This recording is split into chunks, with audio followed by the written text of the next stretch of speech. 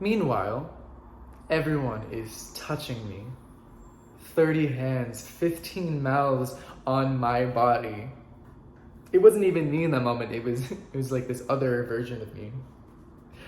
I remember thinking, this is what it feels like to be truly alive.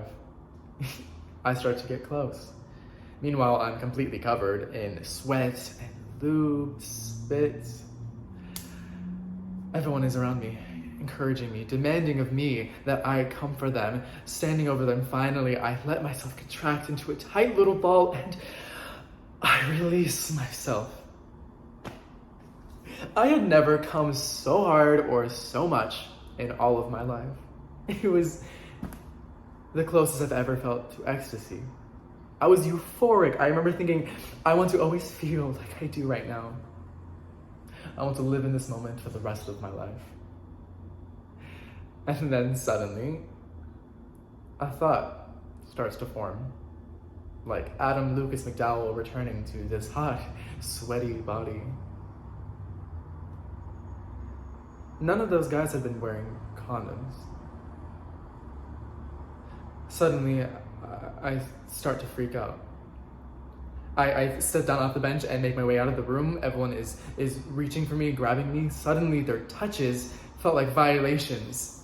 I ran to the locker room and got dressed.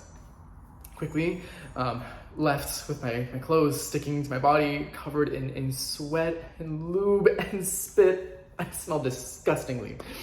I ran to the hotel room, and I took the hottest shower I could stand.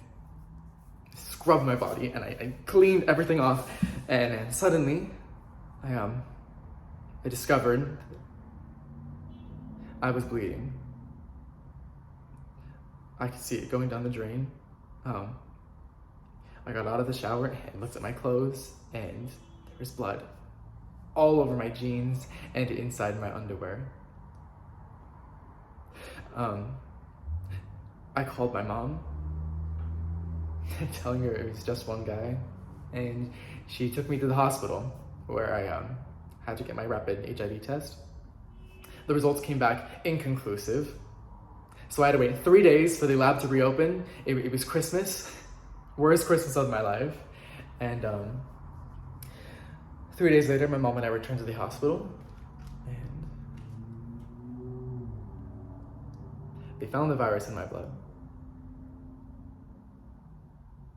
Trace amounts, barely detectable, but still there.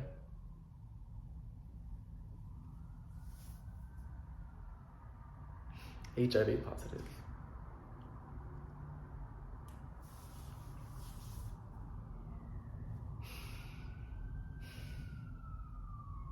Thank you.